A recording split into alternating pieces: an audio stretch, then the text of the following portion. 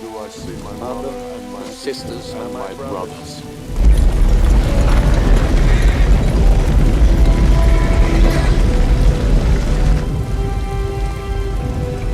Lo, there do I see the line of my people, back to the beginning. No, they do call to me. They bid me take my place among them.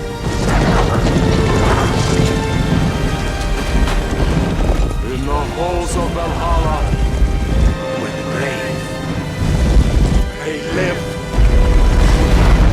forever.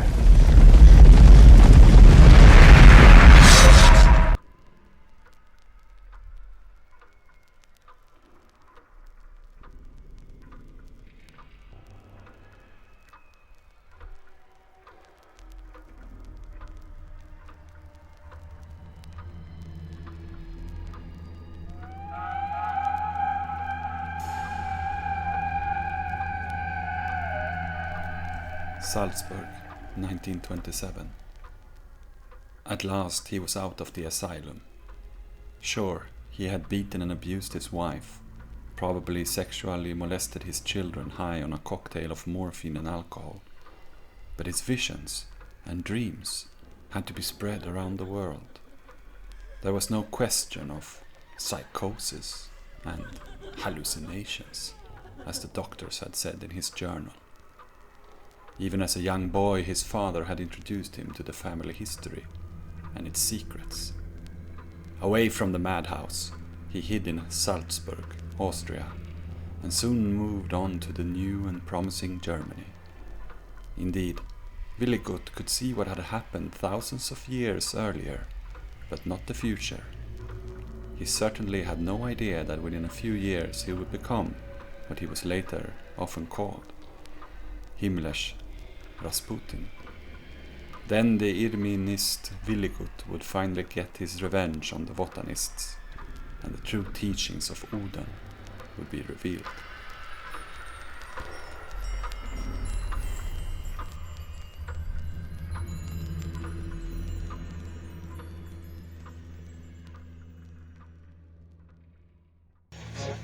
I remembered the line from the Hindu scripture, the Bhagavad Gita. Vishnu is trying to persuade the prince that he should do his duty, and to impress him takes on his multi-armed form and says, "Now I am become death, the destroyer of worlds."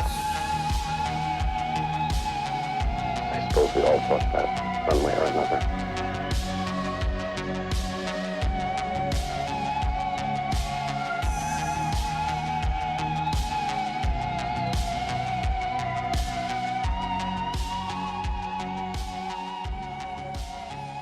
Hello and welcome to the Return of the Repressed. Hope you're doing good. Glad to be sitting down to talk with you again, dear listener. In today's episode, we will give the para-political historical backdrop to the modern alternative history field, and especially the way that this topic was approached by a small collection of research societies that moved in orbit around the SS Reichsführer Heinrich Himmler during the 30s and the war. We will see how concepts such as Atlantis, ancient astronomers, or theories about a lost ancient high technology, sometimes abbreviated as LAHT, was used by the so-called Ahnenerbe, a historico-relativist educational apparatus of the NSDAP, which through a gigantic Germanic re-education project aimed to fill in the lacunas of inconsistency in the Aryanist Weltanschauung.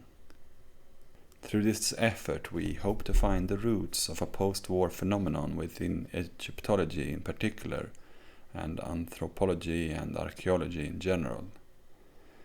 This is the so-called Stargate conspiracy by Lynn, Picknett and Clive Prince, the two researchers which Don Brown said was the major inspiration for his The Da Vinci Code, which is admittedly not necessarily a good thing to bring up in my opinion, since I found their own project to be much more interesting than the novelized and filmatized bestseller.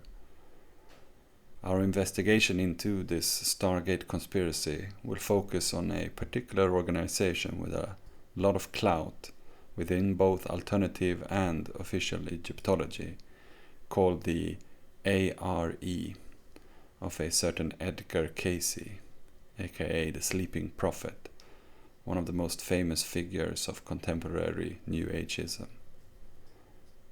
The Association for Research and Enlightenment was an organization, or is an organization, which has more than a few direct connections to past and contemporary high education, high society, global politics, and some of the big international intelligence apparatuses, as well as you might have gathered, though not investigated by Picknett and Prince, a peculiar rehabilitation of the Third Reich pseudo-archaeology, both in terms of theories and actual personnel.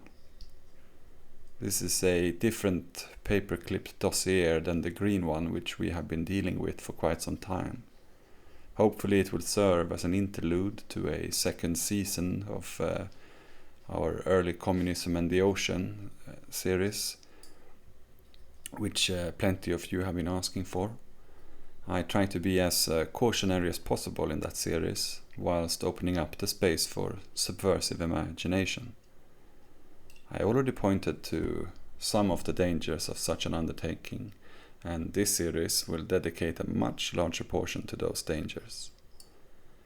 The first episode will be, as I said, an introduction, but in the coming episode, as we move closer to today, I have invited an unprofessional historian who knows a lot more about UFO lore than I do, namely Reid at Serrations on Twitter, and an archaeologist named Colin at Arioheroic, with concerns about his own academic field as well as the new orthodoxy of the fringe bestsellers out there.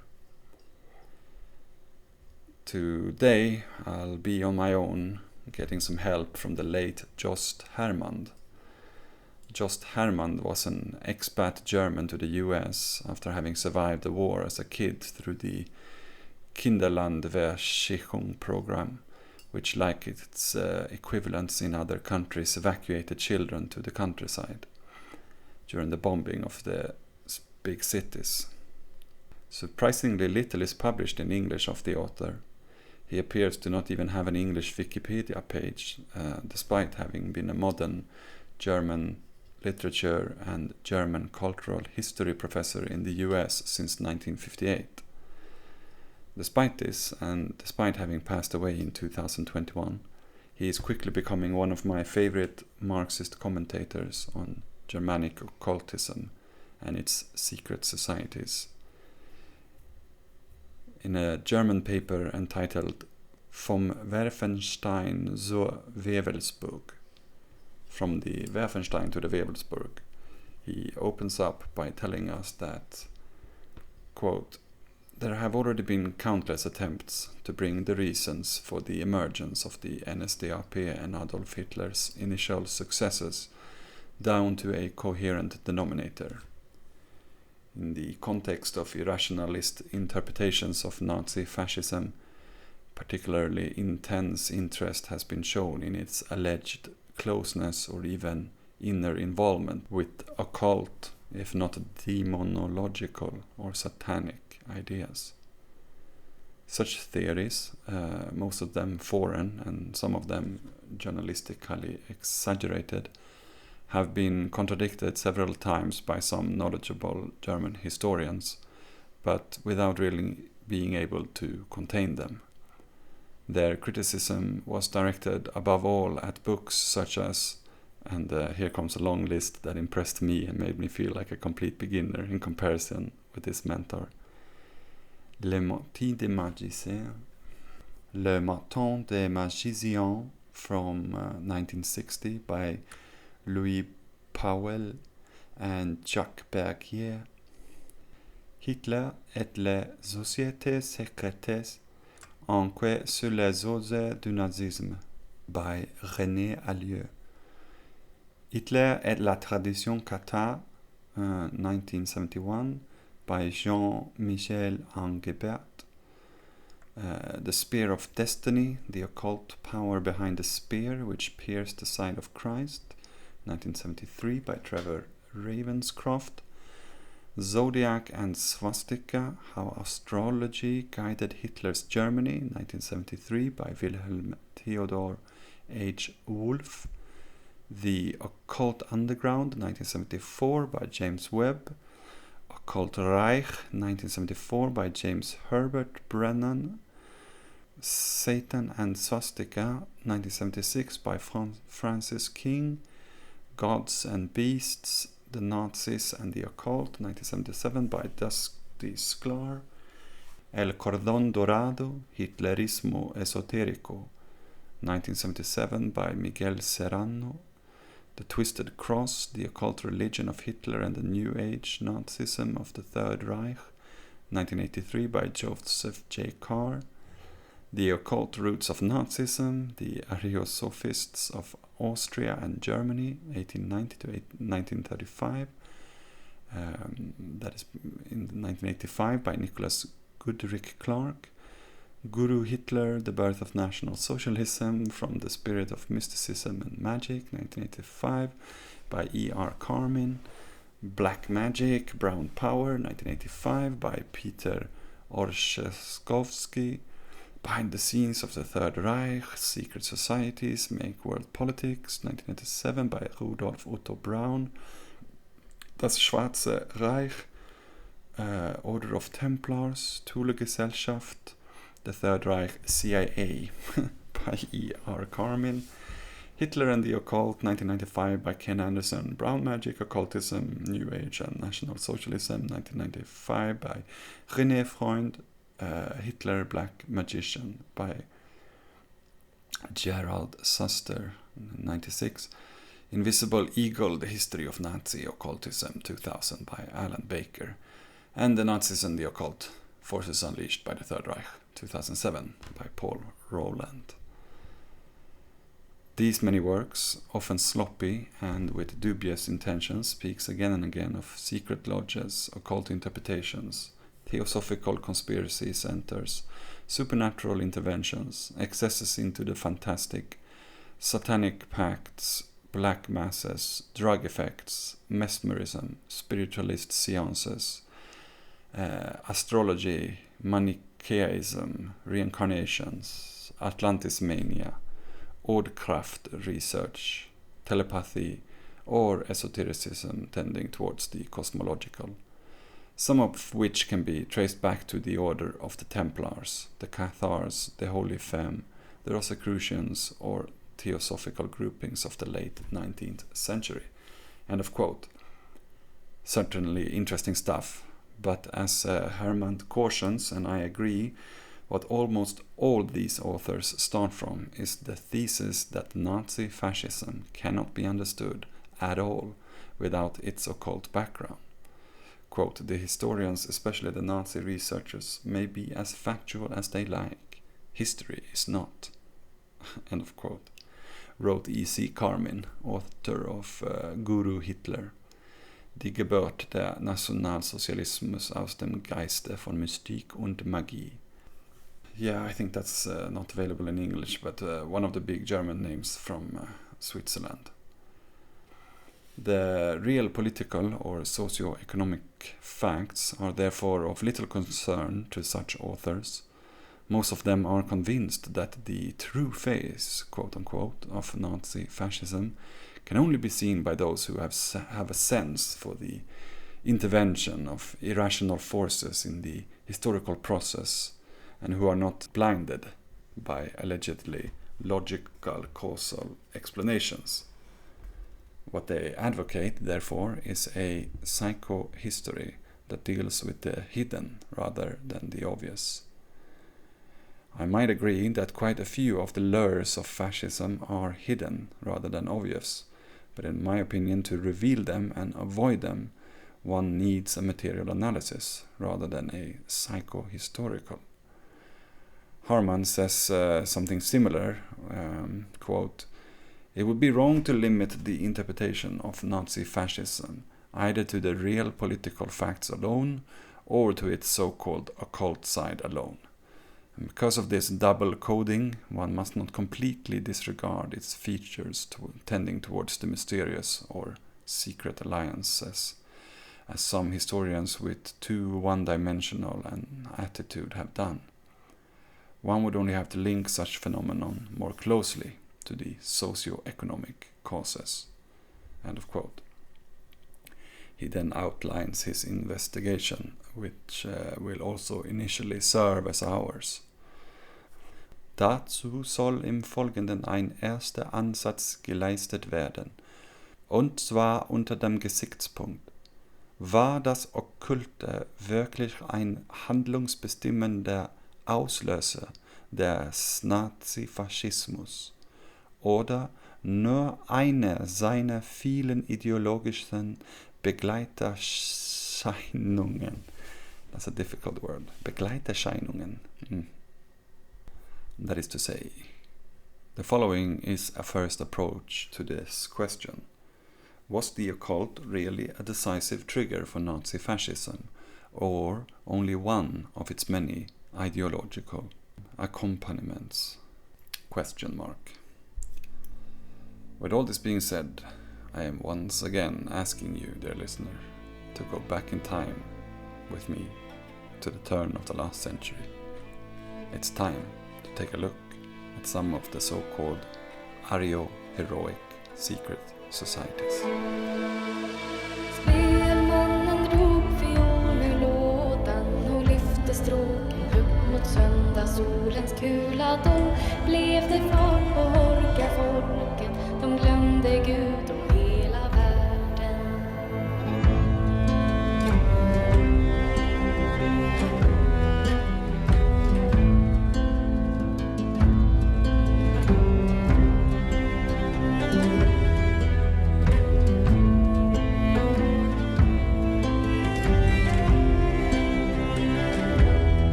Säg, vem har lärt dig detta spel? Det vilda galna, stannar du inte, brist till hjärtat. Och Gud bevare, han har bockfot. Klockorna hade ringt i dalen, och där gick far och mor och bror till sockenkyrkan. Var kan nu Hårgas ungdom vara? Och herregud, dansar ännu.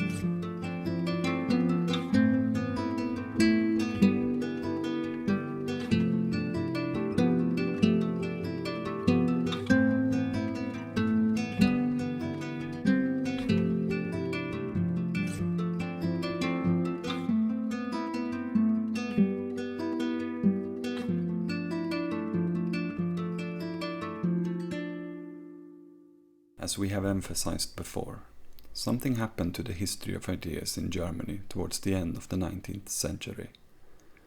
The Germanic cultism, which had carried more noble, loose, Middle European notions of German unification and freedom during the 1700s, a time in history when a nation did not exist, nor did even the word race or Rasse, though it did and had for 200 years in the very existing England, we might add.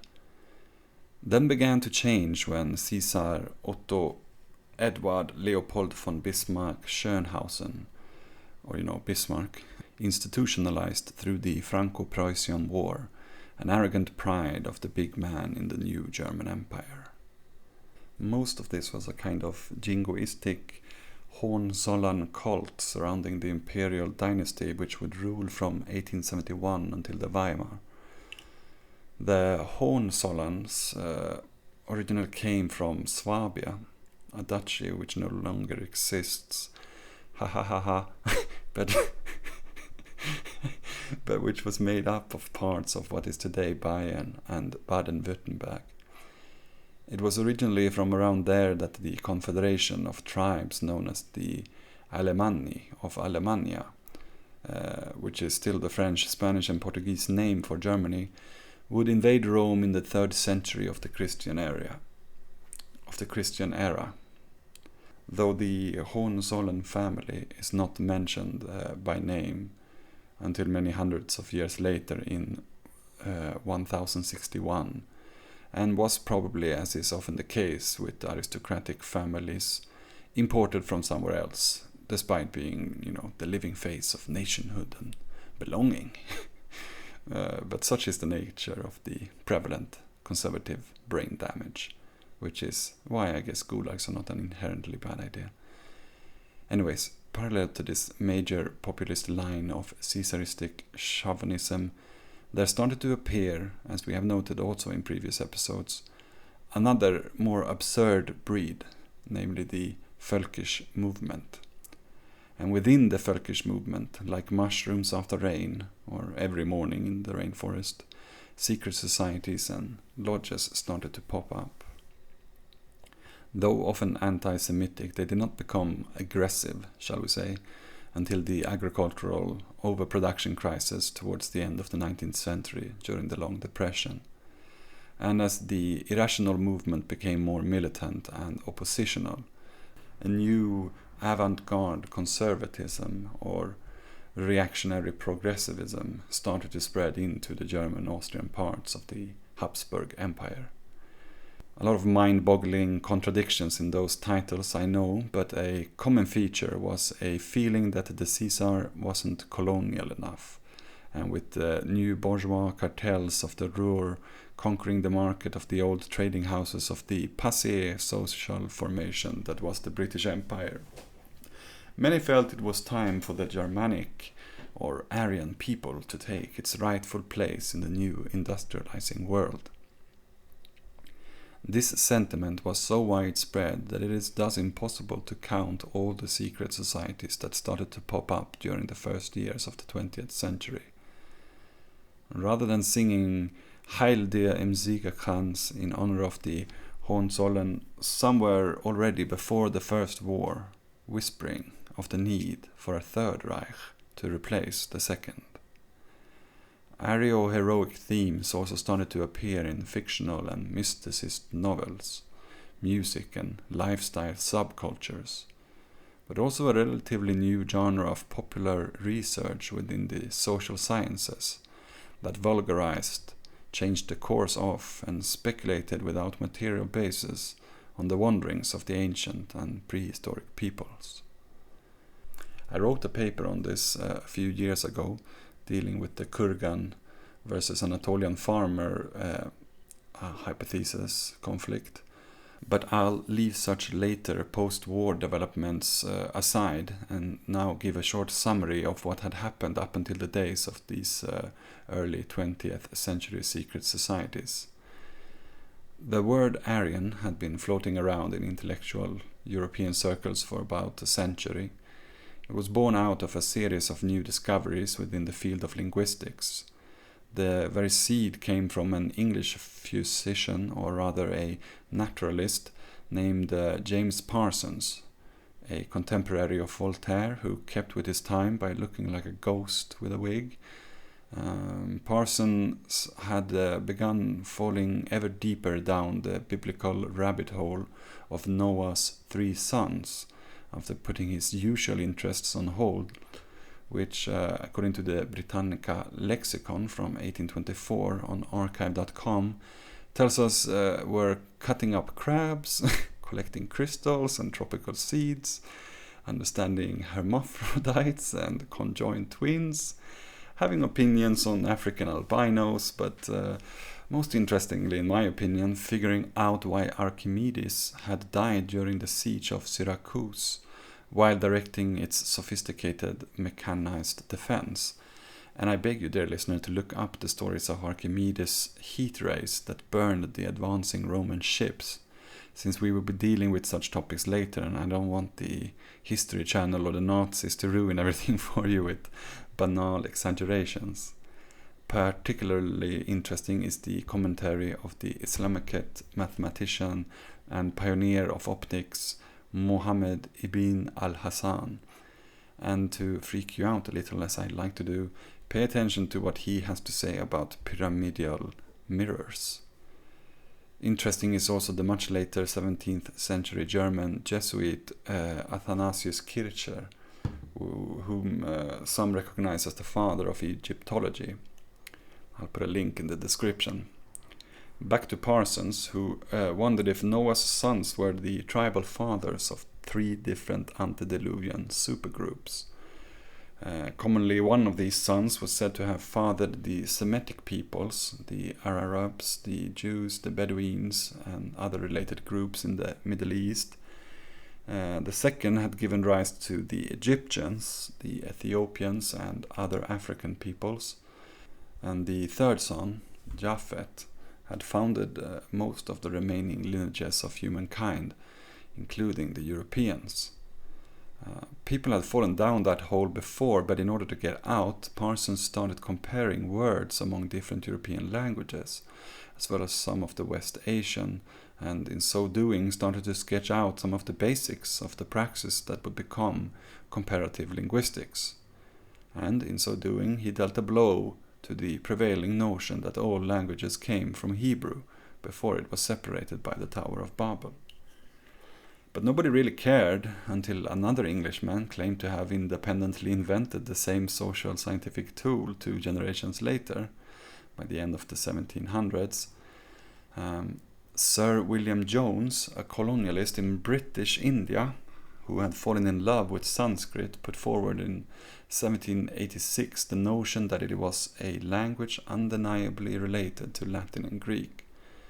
When he examined other languages of the Indian subcontinent, he borrowed the word Aryan, which means noble, as a group definition of people who spoke certain languages.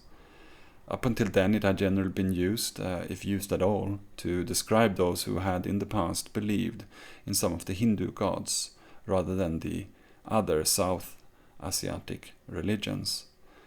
Problematic then, even before we begin, since the grouping and categorizing of some but not other divinities under Hinduism is to a large extent a British colonial invention of a divide and conquer strategy.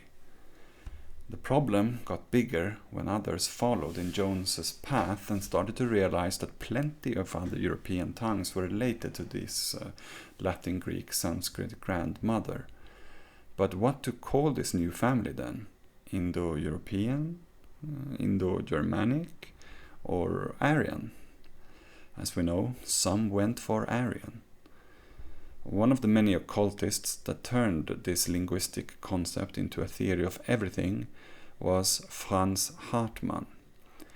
In 1895, Franz, together with Theodor Reuss, a member of the Societas Rosicruciana in London, and factory owner Karl Kellner from Vienna, brought Franz's close mentor Blavatsky's ideas to the Austrian capital and created the Ordo Templi Orientis, the OTO, a lodge in which Theosophy would become Ariosophy This half-esoteric, half-imperialist ideology believed that, quote, the Aryans were the only culturally creative race who formed the pinnacle of human development and were therefore also called to world domination, end of quote.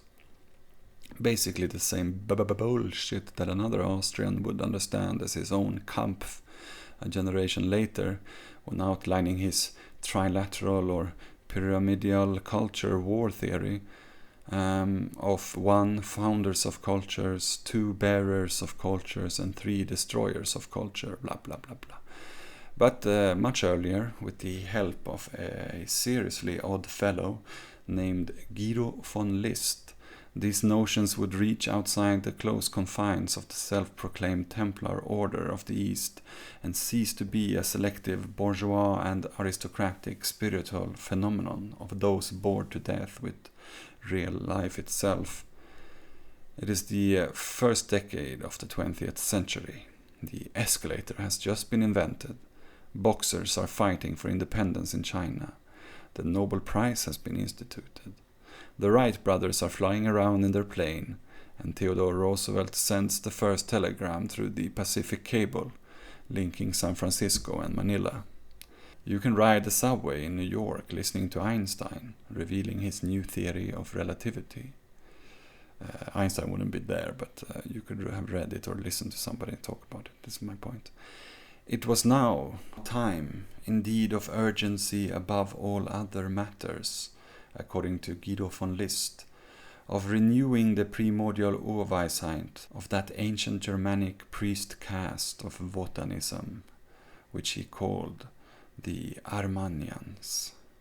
To this end, he founded a Guido von List Society in 1908, whose member included the previous OTO founder Franz Hartmann, many high-ranking aristocrats and military officers, the anti-Semitic mayor of Vienna, Karl Lueger, as well as leading members of the city's Theosophical Society. This new society also quickly received considerable financial support from wealthy industrialists. Granted, in the strictest sense, this was not a very secret society, not even its inner core, the High Armanen Order, or HAO for short, founded by the inner circle of List's followers in 1911, since even that core members list included numerous public figures of Vienna. This order saw itself and foremost as a mystical order, with the task of, quote, spearheading the establishment of a new spiritual life in Germany, end of quote.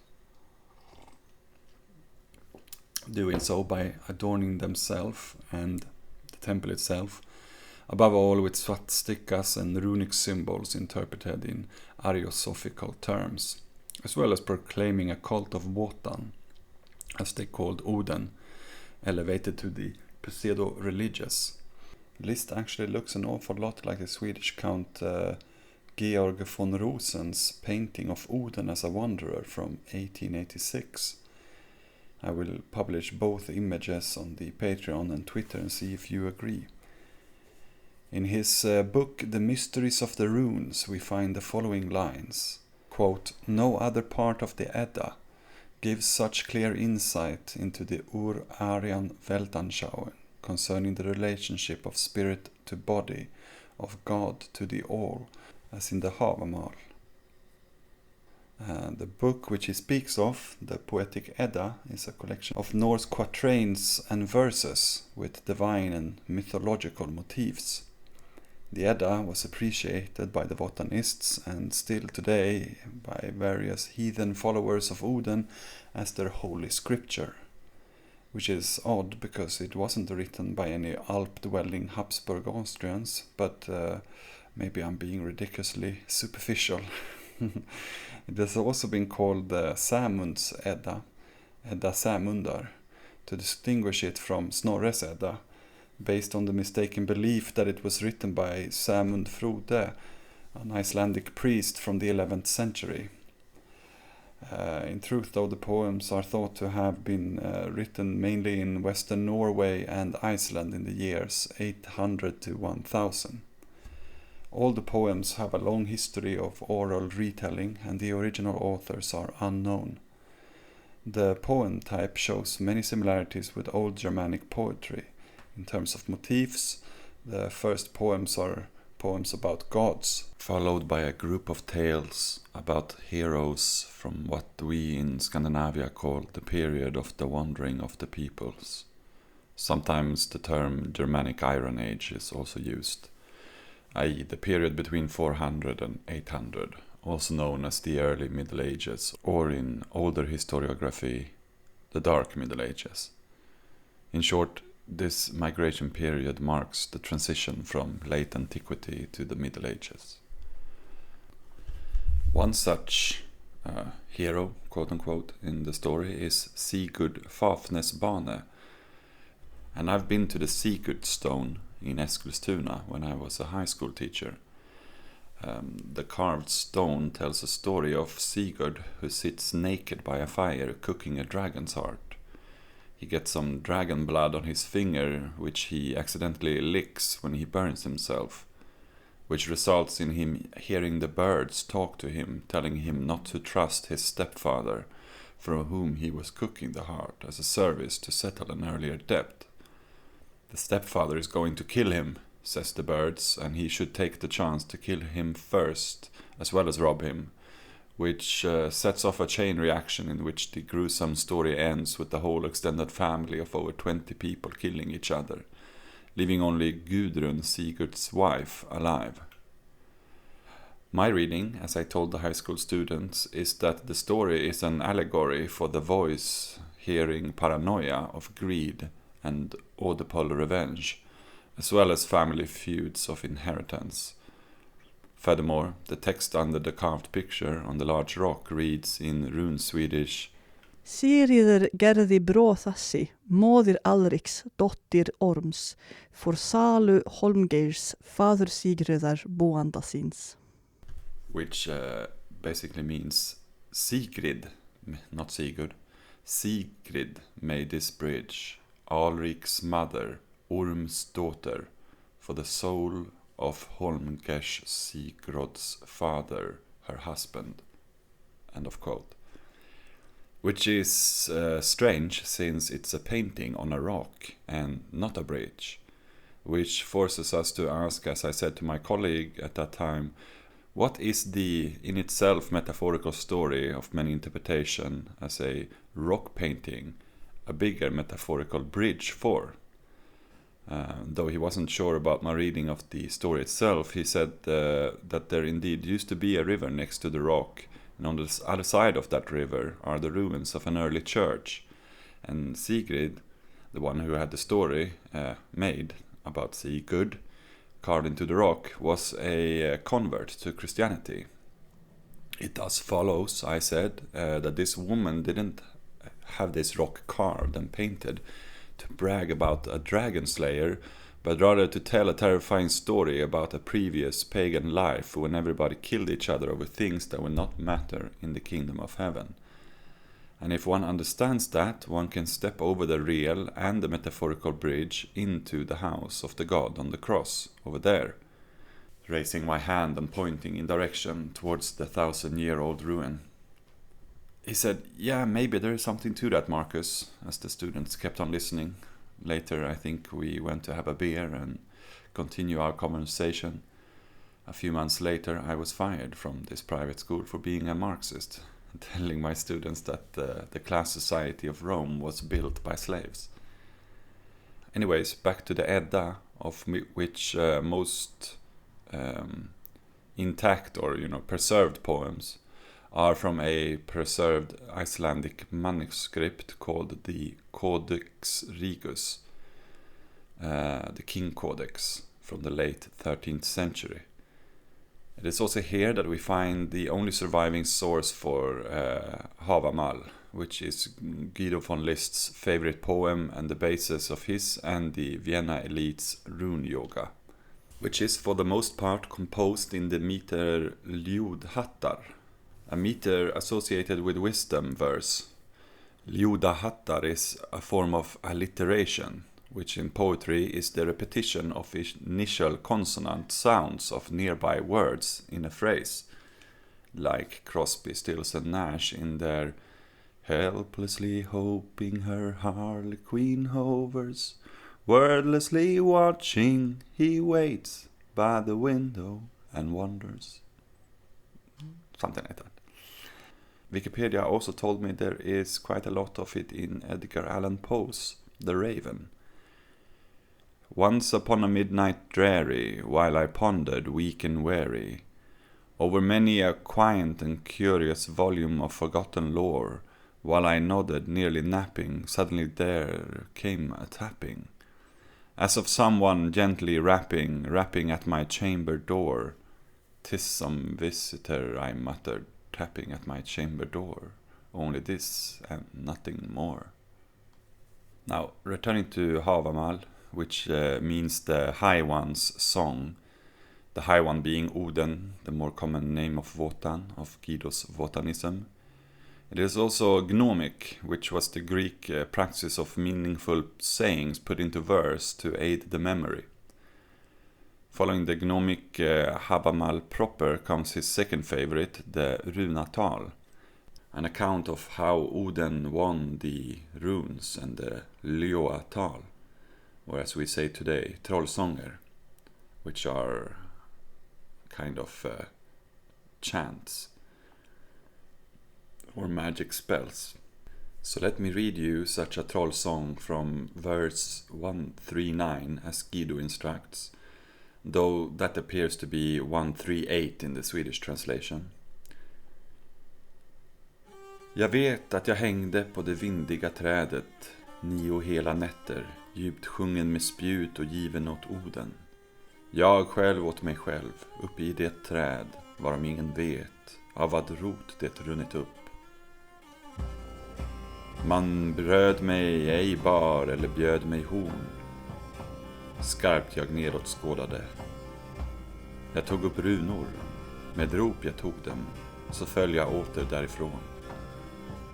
9 kraftsånger lärde jag av namnkunnig son till Bolton, Bestlas fader, och en dryck jag fick av det dyrbara mjödet som östes ur odrör. Då tog jag att förkovras och kunnig vara, att växa och väl trivas, ord mig av ord skapade, verk mig av verk alstrade.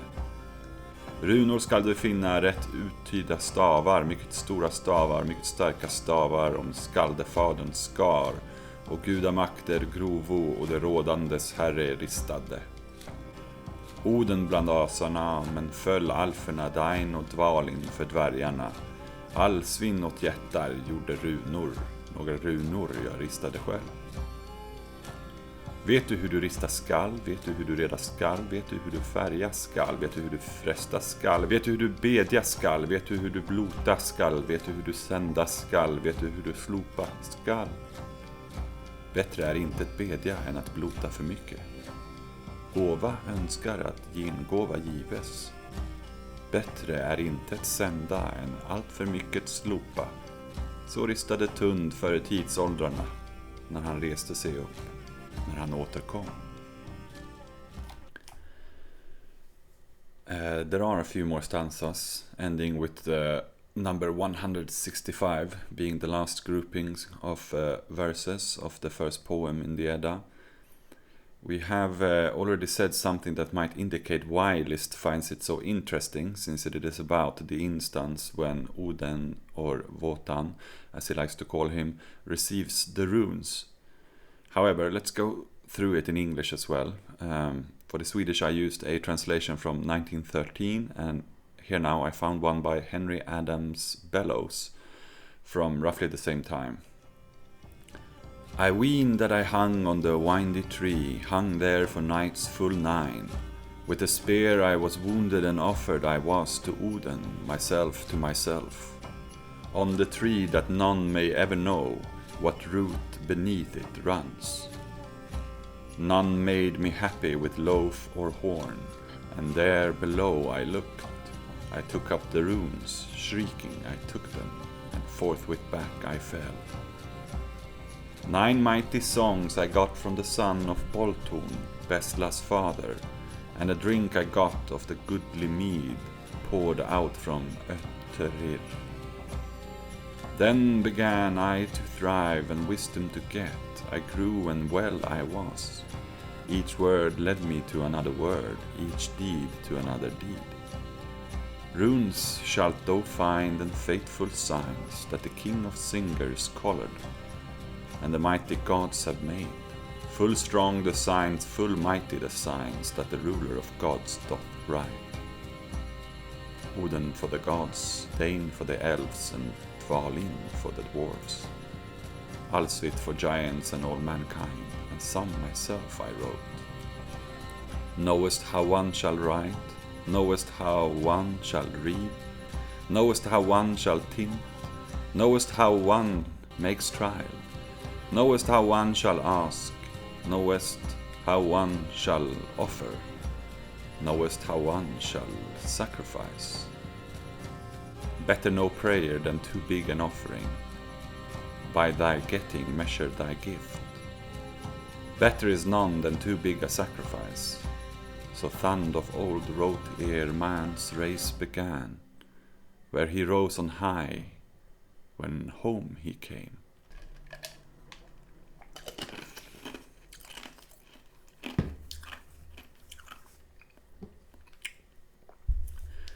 The interpretation given by this American translator, who was also a newspaper editor and a radio executive, is, as you might presume, very different from the one we shall receive from the Austrian occultist Guido von List, even though their publications on the matter are separated by a mere decade. So, for contrast, let's read both. Bellow says, stanza 139, with this stanza being the most confusing part of the Havamal, the group of 8 stanzas leading up to the Ljohatal, or list of charms. Certain paper manuscripts have before this stanza a title, Odin's Tale of the Runes. Apparently stanzas 139, 140 and 142 are fragments of an account of how Odin obtained the runes. The windy tree, the ash, Yggdrasil, literally the horse of Odin, so called because of the story on which Odin, in order to win the magic runes, hanged himself as an offering to himself and wounded himself with his own spear. Okay, that's the end of Bellow's explanation or commentary. I have to say that I think one notices that this sounds very similar to the story about the crucifixion, since indeed Jesus also sacrifices himself to himself by being nailed to a cross rather than hung from a tree, though the King James Bible does often say tree, such as Acts 5:30, quote, "The God of our father raised up Jesus, whom ye slew and hanged on a tree," end of quote. It appears in other descriptions as well, but seems to be a mistranslation of the Greek word for wood. Furthermore, Odin suffers this torment for 9 nights, and Jesus, according to Mark, perishes on the 9th hour. Finally, a spear is involved in both tales. The strangeness of being offered to oneself or offering oneself to oneself is exactly where List puts down the foundational stone of his cosmology. I'll repeat and continue from where we last quoted him. So this is List, quote, "No other lay of the Edda gives such clear insights into the Oarian Weltanschauung concerning the relationship of spirit to body, of God to the all, and through Aryan consciousness brings forth so meaningfully the recognition of the zweispältig zweieinige Zweiheit, this ambiguous twofold duality in the smallest and in the largest, as does the Havamal." End of quote. English, being a language which does not lend itself as well to mind-altering literary tricks, i.e. trollformler, such as zweispältig zweieinige Zweiheit, and is forced to retreat to a Greek and Latin formula, bifidic biune dyad, which obviously cannot perform the task of folkish popularization, which I guess is a good thing. Of course, ambiguous twofold duality, which I had the AI insert above, which Bellows did not, works okay. But should I be forced to perform a translation myself for the accessibility of this podcast, I would suspend my knowledge of Anglo-Saxon grammar and say two splitted, twice united, double oneness. Sounds like we are talking about a tongue of a snake, right? And do you want to keep making out with the Germanic serpent, dear listener, to learn about a god who sacrificed his own to himself? Okay, let's go on then. Translator Bellows says in his commentary, stanza 141, which went, 9 mighty songs I got from the son of Böltun, Bestla's father, and a drink I got of the goodly mead poured out from Odrörer. Then Bellows continues here. Interrupting as it does the account of Odin winning the runes, it appears to be an interpolation. The meaning of the stanza is most obscure. Böltun was Odin's grandfather and Bestla his mother. We do not know the name of the uncle here mentioned, but it has been suggested that this son of Böltun was Mimer. In any case, the 9 magic songs which he learned from his uncle seems to have enabled him to win the magic mead. End of quote. Odrörer, which they speak of here, is both the mead of poets and its container. And I guess we can think of it as the Norse version of the Holy Grail, but enchanted with a medium is the message, message is the medium, dual unity. Mimer, in turn, is the guardian of the well of wisdom, so not a far-fetched assumption that he would aid in procurement of the mead of the poets or the mead of the wise. My experience of this story, when I was told by a Tibetan during my homelessness to seek a secluded place in my home country of choice and act out anything that came to mind, was that after drinking for 9 days from the lake on the shores of which I had put down my tent, a vision of a deep well appeared in a deep dream as that dream became lucid. At first the well water was disturbed, then as it became clear and still, a face appeared. All the fine words of my interior explanatory prose died down to a fine layer of mirrored water and a single simple everyday question, followed by one symbol. And then as I woke, some harmless activities that got me arrested due to people often being disturbed by naked prophets sharing their wisdom, even though they are just acting out whatever comes to their mind. Probably said too much again, but that was a long time ago now. And if you have listened to the show long enough to suspect that I'm not joking, know that I'm doing a lot better now and ready to laugh about the past. And no one was hurt. Just some aristocrats and an American diplomat got scared. That's all. I promise. Guido von List's account of Mimer's well, which I read for the first time this month, goes in the opposite direction. Rather than the complex and sophisticated being revealed for the nonsense that it is by the 180 turn of a simple arbitrary question correctly heard for the very first time, he abstracts even further. He says that Mimer means memory, though personally I always thought it to be a name, or if it means anything that it would be to mime, as in pantomime, that is acting without words. But fuck do I actually know. List, sure of himself though, says in an extremely long sentence, Das körperliche Auge, nämlich der Körper selbst, dessen sich nur vorübergehend entlegt, da aber sein eigen bleibt, vereinigt sich im Augenblicke seiner Rückkehr aus dem Ohr, bei seiner Wiedergeburt, weiter mit seinem anderen geistigen Auge, seinem Geist, aber das aus Mimers Kell geschöpfte Urwissen bleibt sein eigen, das Eigen des Alls, Es ist die Summe der Erfahrung von Tausenden von Generationen, das durch die Schrift erhalten und weiter vererbt wird.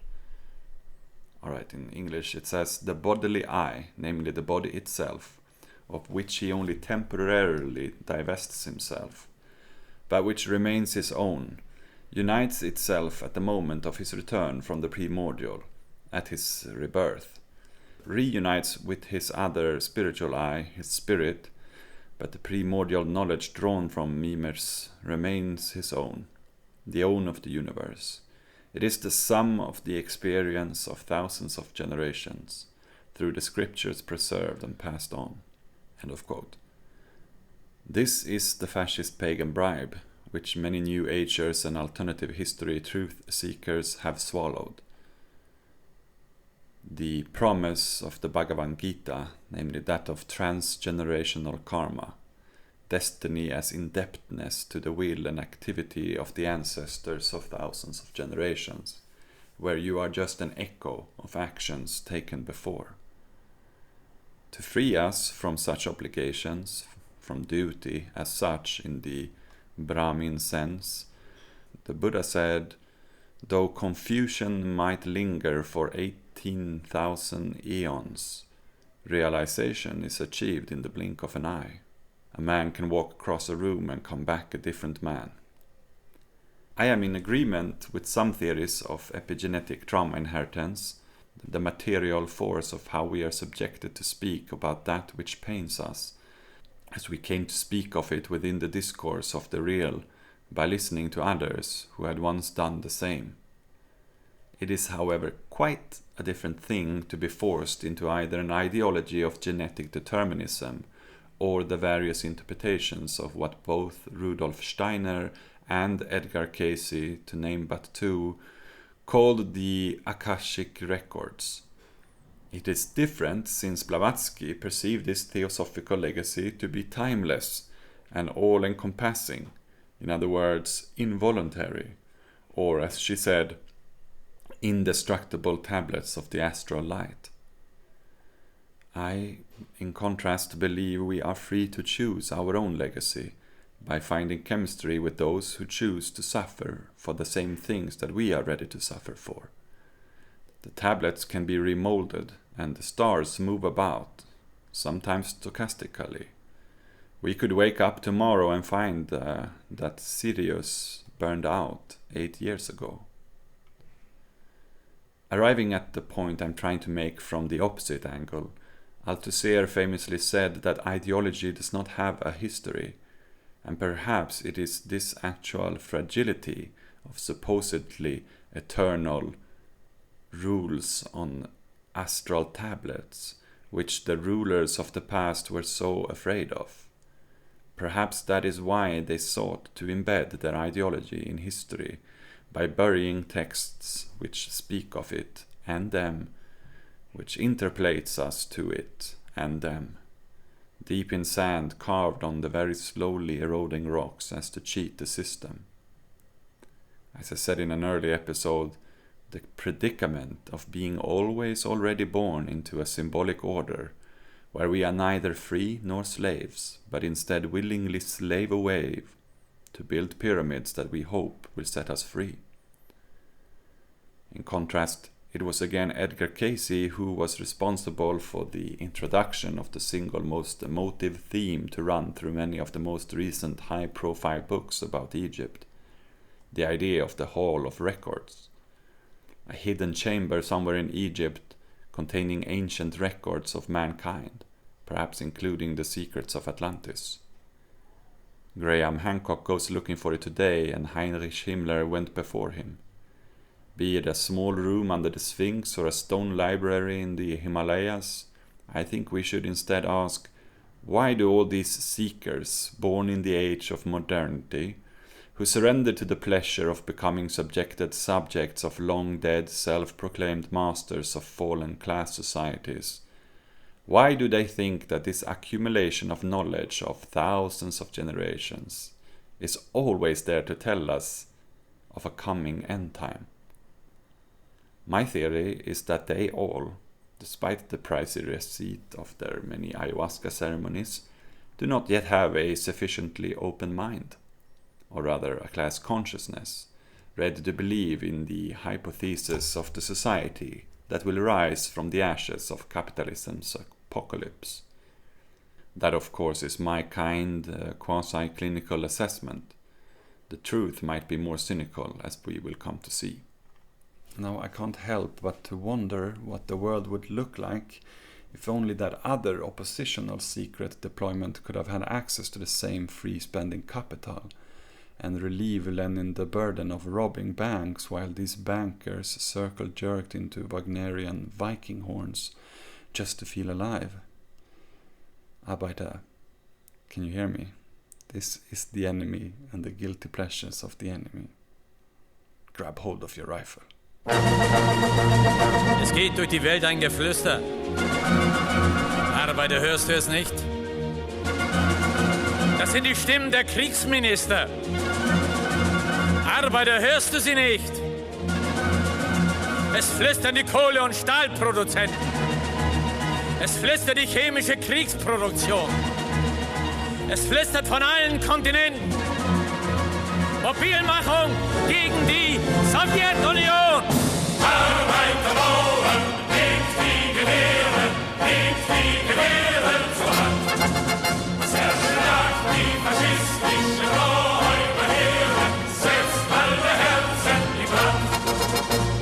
Pflanzt eure roten Wander der Arbeit auf die Gedanken, auf jede Fabrik. Dann steigt aus den Trümmern der alten Gesellschaft die sozialistische Weltrepublik. Dann steigt aus den Trümmern der alten Gesellschaft die sozialistische Weltrepublik. Arbeiter, horch, sie ziehen ins Feld und schreien für Nation und Rasse. Das ist der Krieg der Herrscher der Welt gegen die Arbeiterklasse. Denn der Angriff gegen die Sowjetunion ist der Stoß ins Herz der Revolution.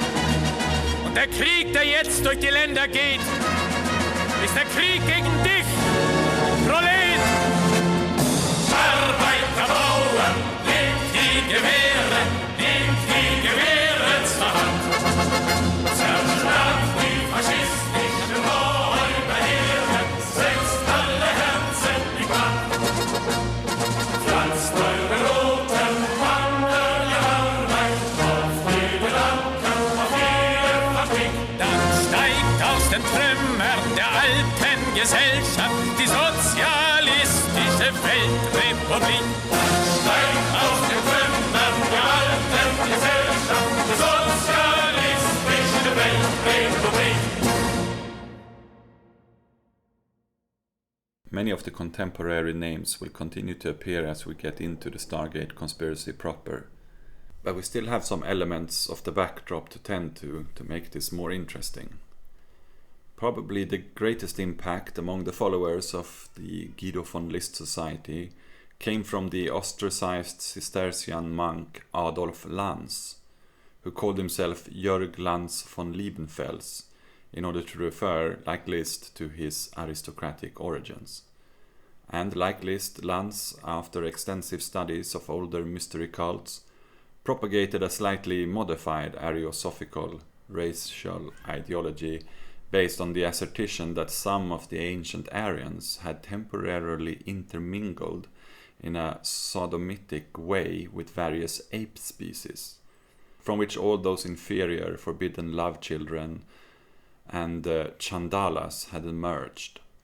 He called this anal fixation of his theozoology. Chandala was a term he took from Nietzsche, who in turn borrowed it from the Indian caste system to speak of the lowest of the low, which is sometimes in both authors reserved for socialists, Jews, and other colored people.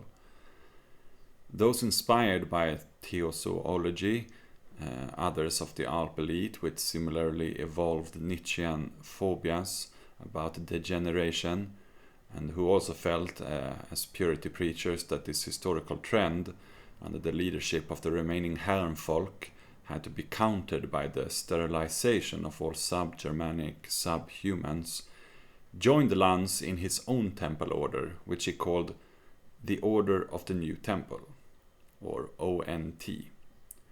Their mission since 1904 was, according to their publishing house, the creation of so-called breeding farms for the Aryan race to increase their numbers.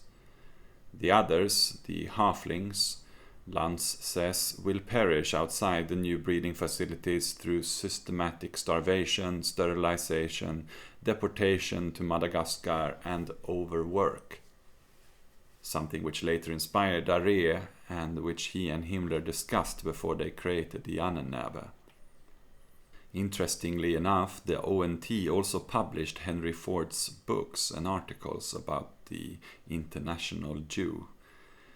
Whether the appreciation went both ways and Ford was a member of the order, I'm not yet to find out, but his riches and his funding of anti-Semitic eugenics programs in the US would certainly have given him an honorary seat to masturbate in when he felt lonely. Theozoology, basically the idea that God or the gods have been cloning modern humans or performing breeding experiments with different species of archaic humans and even hominids, is also a very recurring, often crypto-fascist theme in today's alternative history fields, as we will come to see. An Austrian psychoanalyst called Wilfred Daim, who first pointed towards the connection between Hitler and Lans after the war, though a somewhat exaggerated connection, nonetheless drew up an interesting paradigm for understanding these Puritans' degeneration anxiety. Quote, "The three important moments in history, fall, redemption, and judgment day, are as follows. In Christianity, 1. Paradise, 2. Waiting, or the time of the church, 3. Judgment, heaven or hell. For Luther, it was 1. The primitive church, 2.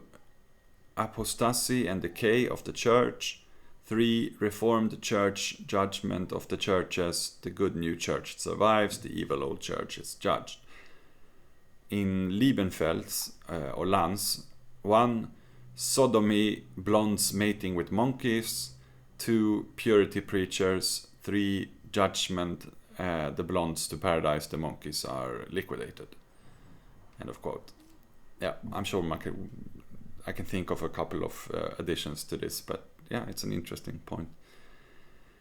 The reason why I sort of felt I had to quote Daim was not only because he drew the connection between Lans and Hitler, which, I mean, it's definitely interesting, but he also made some interesting, clinical experiments, which I think might explain why people, quote-unquote, spontaneously saw pyramids during the remote seeing project of the Stargate conspiracy, as we will get to in the next episode. For now, we will conclude that the 400 strong member list of the ONT was mainly made up of officers and dignitaries of Viennese society, as in the Guido von List Society, but also several theosophists and even the Swedish author August Strindberg, who was living in Vienna at the time. Strindberg is still very revered in Sweden, and I had to read him in school. You can, for example, if you feel the need, go and see at least 3 massive bronze statues of him by the sculptor Carl Eld in Stockholm. All embarrassingly heroic, one even naked, and definitely homoerotically Aryan. Going through Strindberg's personal folder for a tweet I made some time back, I found one of the first greeting letters from Nietzsche where where the cocaine neurosis is overflowing. Quote, "Being as I am, the most independent and perhaps the strongest spirit in our world today, one doomed to the fulfillment of a stupendous task, it is impossible that I should allow myself to be constrained from greeting the few persons willing to listen to me by the barriers which an abominable dynastic national policy has erected between the peoples." End of quote.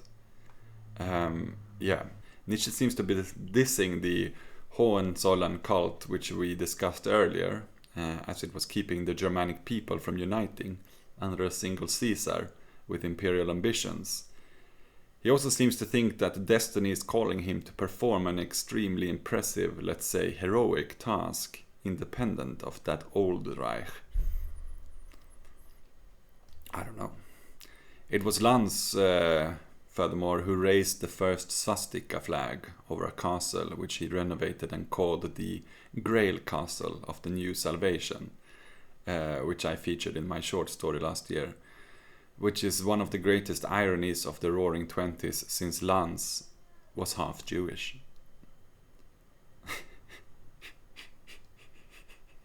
It's monkeys. They're fucking monkeys! Monkeys! But Lanz, I thought you I thought your mother was Jewish. Don't talk to me about her. Don't talk to me. Shit. Okay.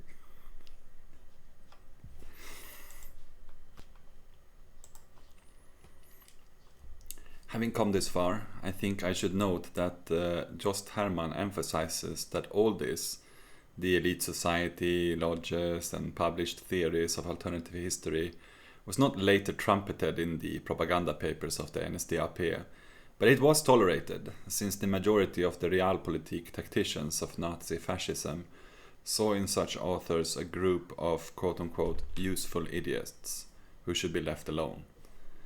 I personally also do not think that long before the war Hitler was a golem brewing in a cauldron of astrologically inspired rituals hanging from one of the oak beams of the Tudor Society's lodges. However, Hermand continues and says, among the leading satraps of the NSDAP, only Alfred Rosenberg and Heinrich Himmler developed a serious, even pseudo-religious interest in such theories, while Rosenberg drew largely on the ideas of the older Teutonic Knights and saw in the East Preussen Marienburg the most important edifice of an Arioheroic Ostpolitik. Himmler's influence went much deeper and ultimately made him the main representative of a Nazi-fascist secret society ideology, which absorbed more and more mystically colored elements. However, he did not let himself be seen in the cards either, which makes his case so complicated and so mysterious for psychohistorians. After his time as an Artaman, he was first active as a highly strategic Nazi organizer. And Artaman, as you'll remember, those were the part of the Lebensreform, the farmers, the Nazi youth farmers who went away from the city, which we talked about in an earlier episode, taking over the leadership of Adolf Hitler's bodyguard, from which the SS developed in the late 1920s. Himmler owed his rise to a leadership position endowed by Hitler with great powers, above all to the murder of all those social revolutionary SA greats and left-wing sectarians within the NSDAP, which the SS carried out on his behalf in June 1934, and from which Hitler hoped to gain increased support from the big industrialists. Of course, this is the night of the long knives, right?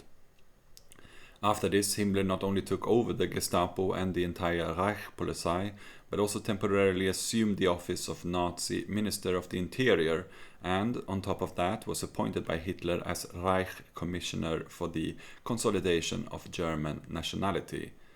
Due to this privileged position, he was not only able to expand the SS into an organization whose membership grew into the hundreds of thousands, and which ultimately virtually formed a state within the state, but also to put some of his Arioheroic visions into practice, albeit initially in the most inconspicuous form possible. End of quote. The inconspicuousness of which he speaks began for the purpose of our story when Heinrich met the morphine junkie, child molester and wife beater Carl Maria Willgut of the intro. Willgut had by 1933, when the Nazis seized power, already manifested himself as a revered ultra-nationalist mystic, among the occult secret society circles around and inside the NSDAP. To the involved, he synchronistically steps onto the scene just as Himmler's phantasmagoria of a lost ancient Germanic advanced civilization really began to spiral out of control. Himmler had by now begun drawing up plans for a new Nordic academy, quote-unquote, a cross between a monastic retreat and a finishing school for the upper echelons of the SS, but faced a problem in finding a suitable place, preferably a castle, and thought, why not ask the unpredictable rage Vilgot? I mean, he ought to know, right? According to Heather Ann Pringle, who has done some of the most extensive original research on the Ahnenerbe as of late, which, by the way, as we saw from the beginning, is another topic and field absolutely scorched by grifters plagiarizing each previous decade's old news since the 70s in a seriously incestuous circle of plastic sword-collecting morons. I mean, if I read one more sentence by an American or French edgelord assuming something about runestones without ever having actually seen one, I'm going to start kicking them over like the skinheads do the crosses on the graveyards back home. Anyways, according to Pringle, what attracted the Reichsführer SS about the man was that as a mysticist he, quote, traced his pedigree back to the Norse god Thor and claimed as an ancestor Arminius, a German tribal chief who slaughtered 3 Roman legions near Teutoberg forest in AD 9. His family, he sometimes explained, had guarded the sacred knowledge of the old German tribes for millennia. Quote within quote, my grandfather K. Vilgot taught me the ancient rune studies of our family, end of quote within quote. He noted on one official SS record, quote within quote again, my father entrusted our family history to me when I turned 24. End of the quote in entirety. Now, that appears to be, somewhat sane version.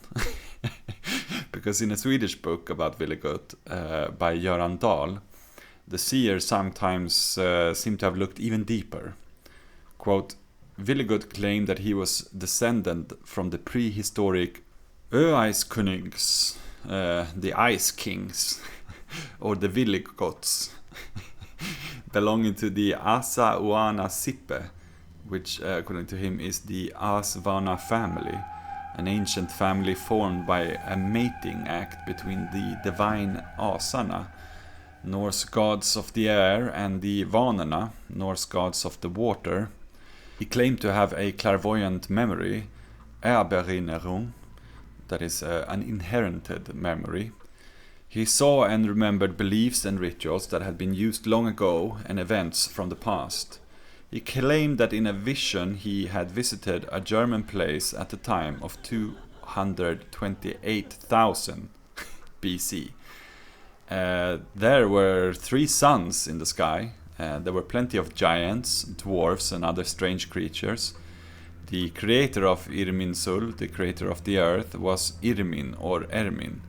And since that name has the same roots as the Indian term karma, Irmin was synonymous with the Germanic stroke of fate, within quotes.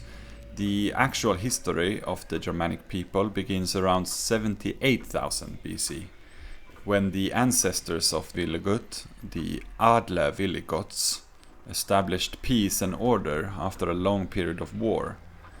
The city of Arioheroic, now Goslar, was founded, and Goslar, by the way, is where Darre will create the Blutenboden capital, with some of those gigantic meetings that sometimes were even bigger than the Nuremberg rallies. Vilgot, or Vice-Tor, as he also likes to be called, which means, Wise-Tor, or Tor, eventually embraced the religion of Irminism, which is said to have originated in 12,500 BC, and is distinct from Wotanism, which is considered a later deviation. And the Irminists worship Christ, a Germanic god whom Christianity has corrupted and made its savior, and whom the Jews have crucified. The war between the Irminists and the Wotanists culminated in the crucifixion of the Irminist prophet Baldur Krestos in Goslar in 9600 BC. Oh, wouldn't want to get that wrong. Baldur Krestos survived the crucifixion, or was reborn, and fled to Asia, where his Irminist faith in Christ was later distorted into Christianity. The Wotanists destroyed the Irminist temple in Goslar in 1200 BC and turned it into a Wotanist temple, but the Wotanists continued to be on the warpath. In 460 AD, they took the temple at Extenstein. Here they held out until the 8th century, when Charlemagne forcibly Christianized the Germanic pagans. In one of his visions, Willigut learned the 9 pagan commandments of Irminism. Willigut also translated the Our Father into Gothic, the Irminian version of the prayer. Vater unser, du bist der Eiter. Gibor ist Hagel des Eiters und der Erde. Gib uns deinen Geist und deinen Kraft in Stoffe, und forme unseres Gut also gleich dem Verdandi. Dein Geist sei unser auch in Ord, von Ewigkeit zu Ewigkeit . According to the translator, the Bible, in its original version, was an Irminist document. Alright, end of that quote. Yeah, that definitely happened. It's false. No way. Not this time. We created it. Not this time. No, not this time. It's totally made up. Pure fiction. It's fiction. It's fiction. We made it up. We made this one up. It's a made-up tale. It's a total fabrication. It's so funny, right? Like, so many documents where Willigut is saying these things, and there's some like up-and-coming careerist, like in the later, some like up-and-coming careerist of the SS who are being interviewed for being allowed funding for an expedition or whatever, and they're all like, yes, my father also said those things to me, like, oh, I remember that poem. And it's like, no, he just pulled this out. He just pulled it out of his ass. Don't encourage him. Shut the fuck up. And anyway, Willigut's real biography was somewhat less colorful. Born in Vienna in 1866, the son of a mentally deranged army officer, he had seen active service on both the Russian and the Italian fronts during First World War. When peace was negotiated, he joined one of the right-wing parliamentary organizations in Austria. By then he had become a violent, unpredictable alcoholic. He carried a loaded revolver with him and frequently beat and threatened to kill his wife. His behavior towards their 2 young daughters was equally worrying.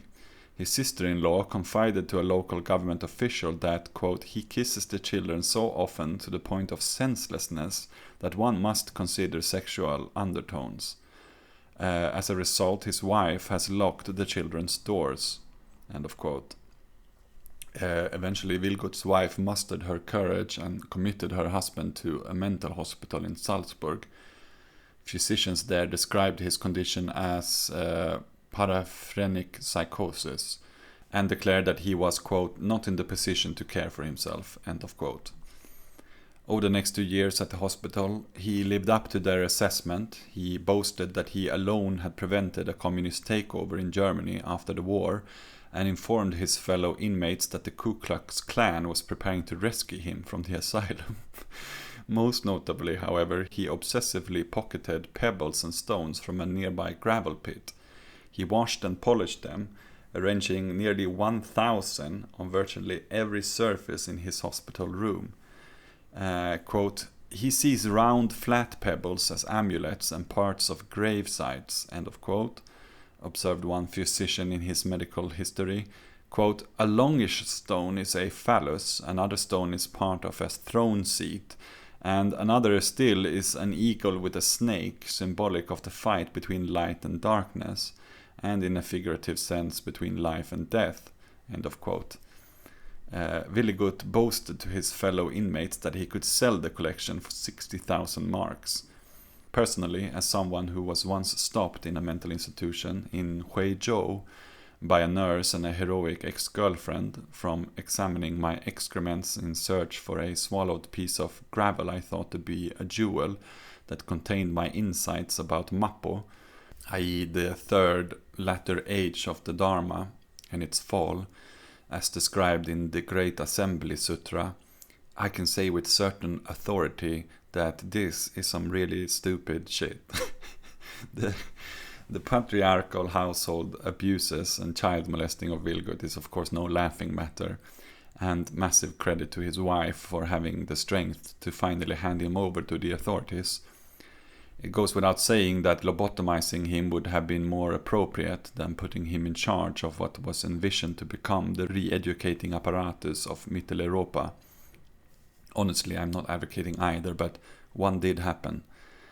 Pringle tells us that when he was released in 1927 under the care of a guardian, though others say he escaped, he became eager to share his revelations with the rest of the world under his new name, as we said, Weistor, meaning wise Tor, in reference to the Norse god. He would channel the ancient knowledge of his forebears, sometimes by entering seizure-like trances, on other occasions by reciting a collection of primeval sayings received from these ancestors.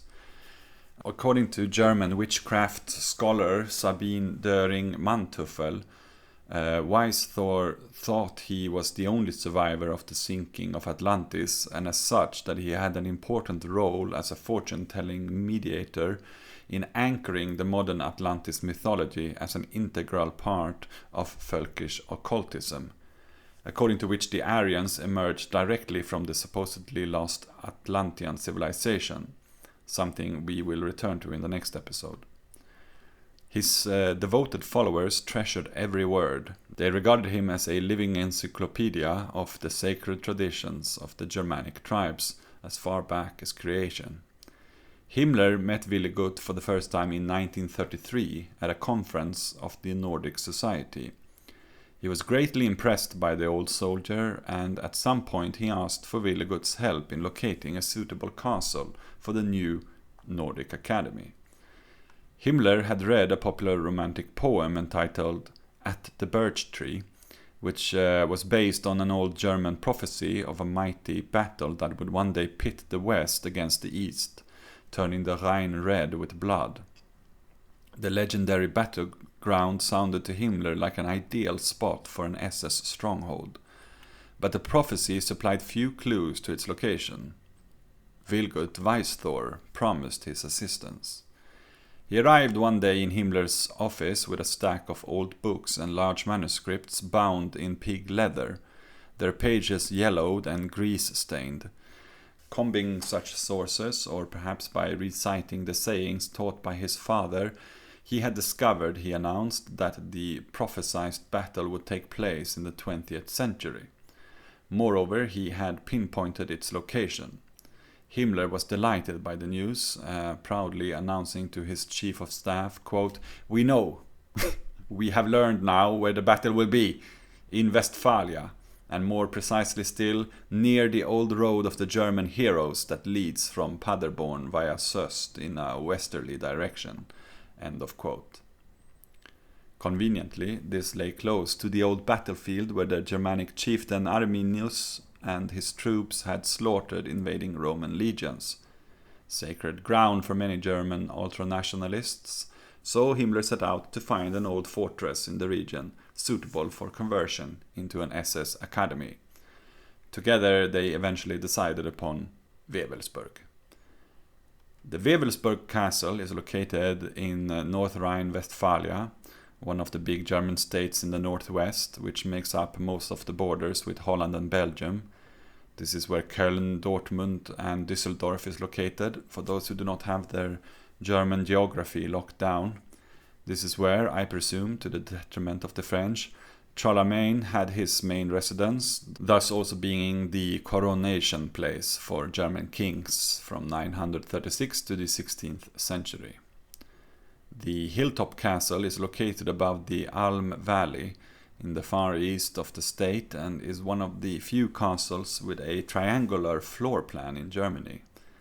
Built in 1123 by the subjects of Count Friedrich von Arnsberg. After his death, the castle complex was destroyed by the same farmers, whom he always treated like shit. It was later rebuilt in the same rare triangular shape, which the occultists were fascinated with, possibly because it reminded them of the Giza pyramids.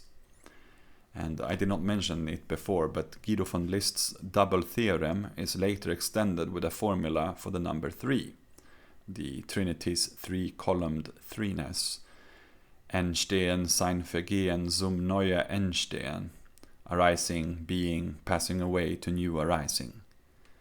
List develops this cosmic principle more specifically with reference to the questionable historic ethnographer Tacitus of the 1st century, who wrote the De Origine et Situ Germanorum, on the origin and situation of the Germans, or simply Germania.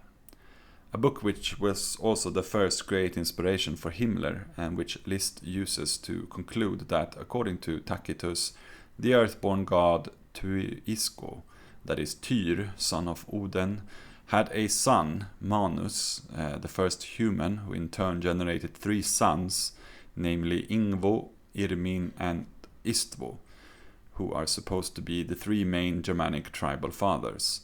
Kind of similar to the story of how even the word Aryan came to be, right? Like in the Noah's 3 sons. Each tribal name, says List, corresponds to each of the parts of his Trinity principle. 1, the primordial ur-ancestors. 2, to wander. And 3, to change, transform, or rotation. Maybe. Maybe not. It should be mentioned that Tacitus never went to the lands he sought to describe, but asked tribal people who had settled down in Rome about what they might remember. Which, perhaps not the most rigorous anthropological research that has ever been done.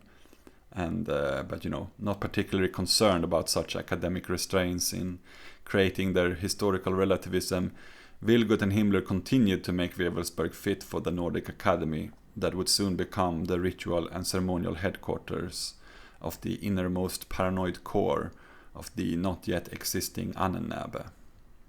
Pringle writes, quote, "As the construction proceeded, runic designs and strange bits of old lore began to pop up all over the castle. One of the chambers, for example, was renovated and renamed the Grail Room. The castle's staff outfitted it with a large rock crystal, displayed on a wooden pedestal and illuminated from below with electrical lights. This strange display was intended to represent the Holy Grail. One of Villigut's associates, Otto Rahn, had studied medieval legends of the Grail. He believed these stories to be of Aryan origin, surprise, surprise, and concluded that the Grail was a magical stone of light that had fallen from the diadem of an ancient sun god. All those who looked upon the stone would live forever." End of quote. Wanting to be the first popular writer to combine Völkisch thought with theosophy, occultism, and psychic archaeology, as well as anti-Semitism, in short, Ariosophy, a feat commonly assigned to List, Vilgot began to shit-talk the late mentor, who had passed already in 1919. Vilgot began to invent new runes and pull ever more outlandish things out of his ass. Himmler and Dare and the higher-ups of these interests, suspecting that maybe Vilgot was not all there in the head, realized that if the quote-unquote education offensive was truly to succeed, however, it needed a well-stocked arsenal of new ideological weapons. To recreate the lost world of the Nordic race, to capture primordial ways of thinking and beliefs, the SS had to push the boundaries of prehistoric research. Symbol experts had to find and decode the earliest written messages of the Nordic race. Experts in the ancient sagas and legends had to reconstruct the lost history and religion of the Aryans. Musicologists had to restore their music. Archaeologists had to dig their tombs and study the ancient treasures. Botanists had to rebreed their ancient seeds. In other words, the SS required an entire institute of elite researchers dedicated to reconstructing the lost golden age of the ancient Nordic past. On July 1st, 1935, in a spacious, sunlit office in the SS headquarters in Berlin, Himmler convened a meeting to discuss the new organization. Around the table sat 5 racial experts representing the interests of Daré, who had recently added the post of Reich Minister for Nutrition and Agriculture to his duties as the head of the RUSHA. Daré shared Himmler's enthusiasm for the new research institute, and the two men had agreed on inviting another party to the table, an elfin-looking scholar who spoke with a strong Dutch accent, Dr. Hermand Wirth, one of the most controversial prehistorians in all of Germany. Those in attendance discussed at considerable length the structure of the organization, and at the end of their deliberations they agreed to found a brain trust that would in effect form a new department in the RUSHA. This organization was to be called Deutsche Ahnenerbe Studiengesellschaft für Gezeitsurgeschichte, or German Ancestral Heritage, the Society for the Study of the History of Primordial Ideas, soon shortened to the Ahnenerbe. Wirth assumed the position of president. Himmler, however, retained much power for himself, taking the title of superintendent and assuming control of the organization's board of trustees. It is of course of interest to this show's overall thesis that long before they managed to get big players like Deutsche Bank and BMW on board as financiers, we see here that it is the Blut und Boden agrarian apparatus of Daré and later Backe which provided the initial funding and money. The formerly stated goal of the Ahnenerbe was, quote, to promote the science of ancient intellectual history, end of quote. We will suggest a few more hidden parapolitical goals as well towards the end of the episode. But first, to understand the assumed cover, having already mentioned the popular innocent New Age fascination of crystals, let's take a look at how Atlantis fits into this story so we can start tying this in with our coming investigation of contemporary alternative storytellers like John Anthony West, Randall Carlson and Graham Hancock.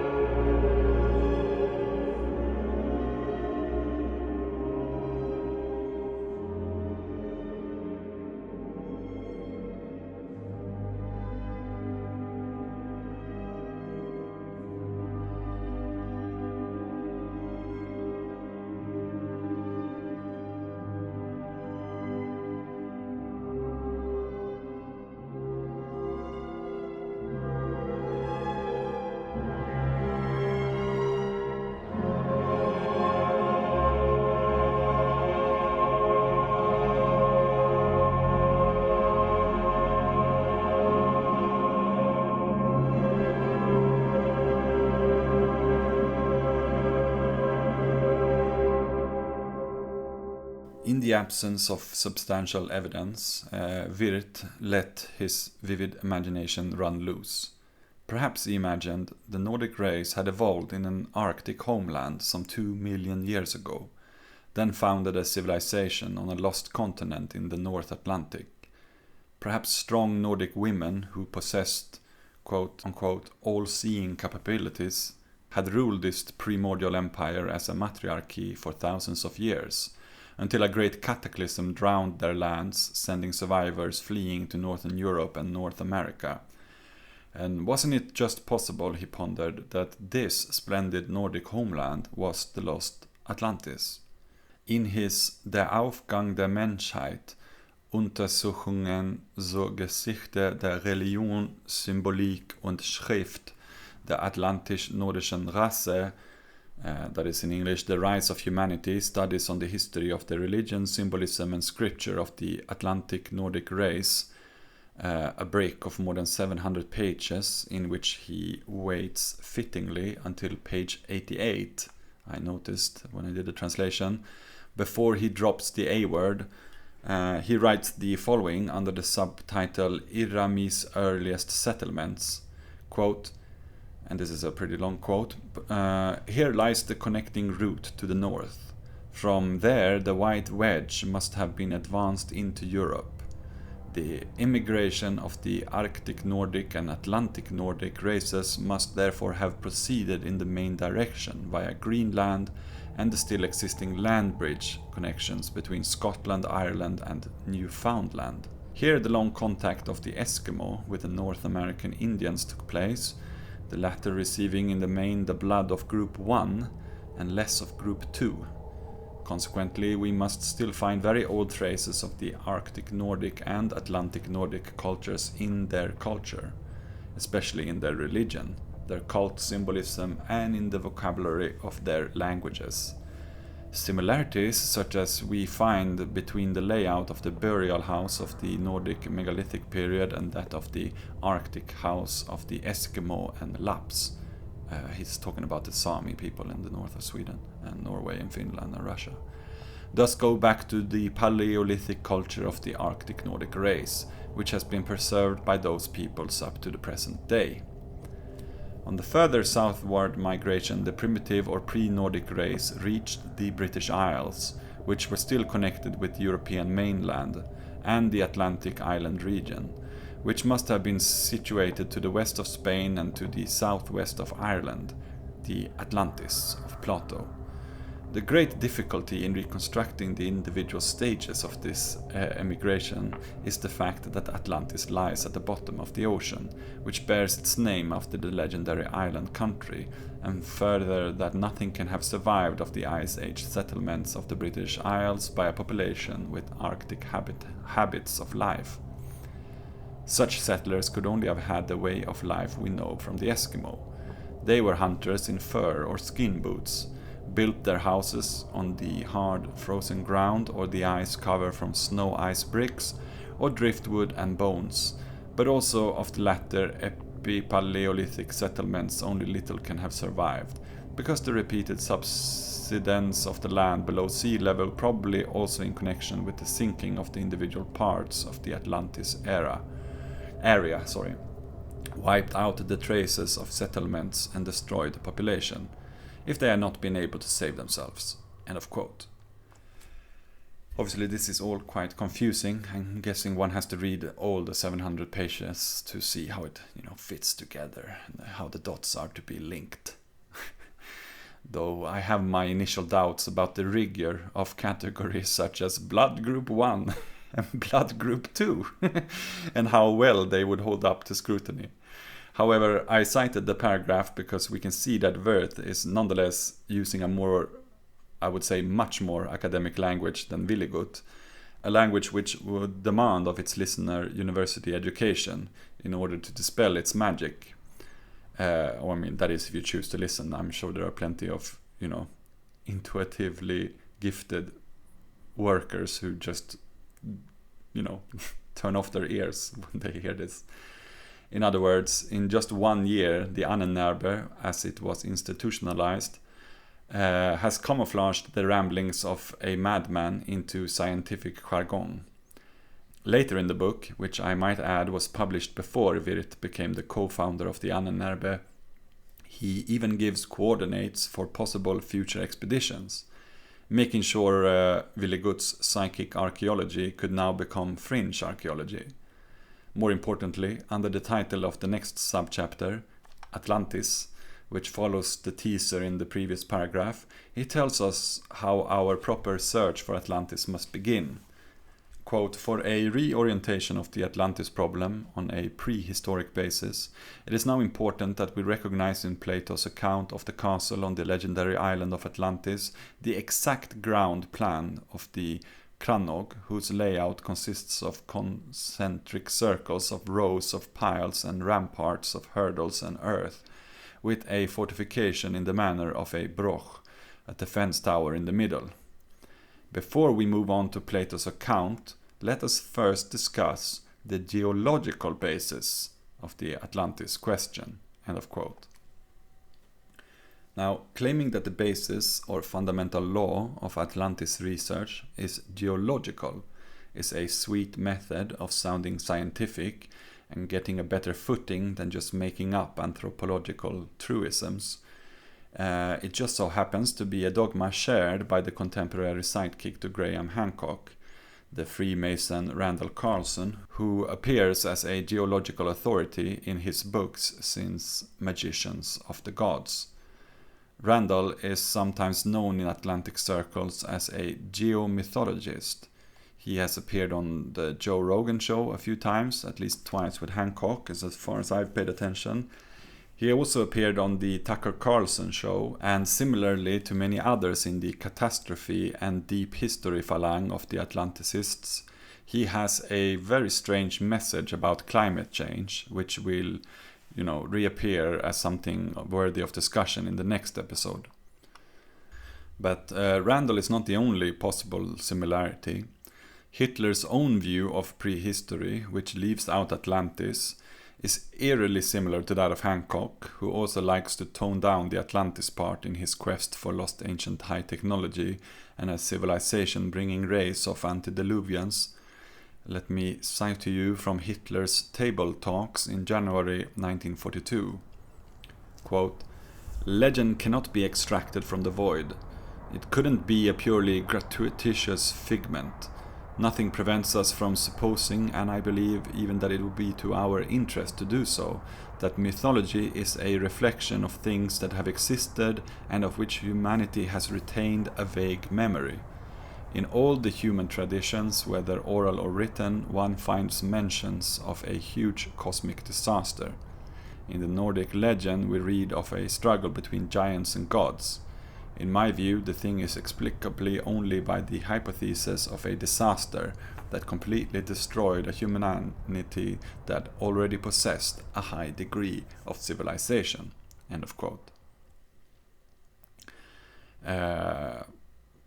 Yes, maybe some of you saw the Ancient Apocalypse series on Netflix, which Hancock made.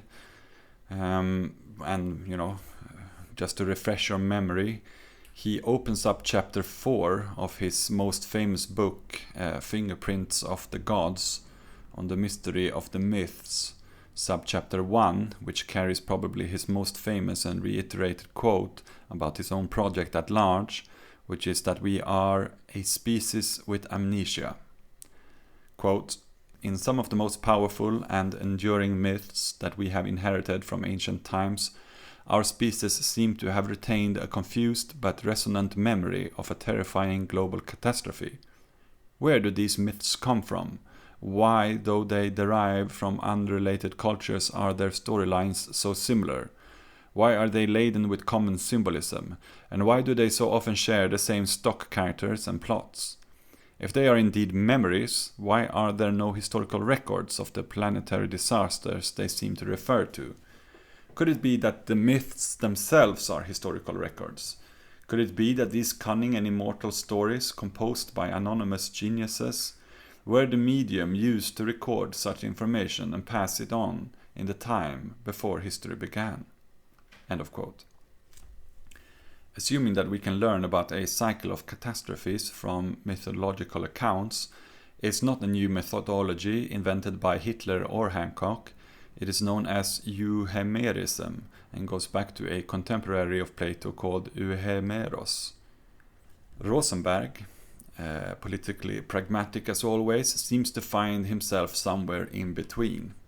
In The Myth of the 20th Century, Book 1, The Conflict of Values, Chapter 1, Race and Race Soul, he writes the following, quote, "Racial history is therefore simultaneously natural history and soul mystique.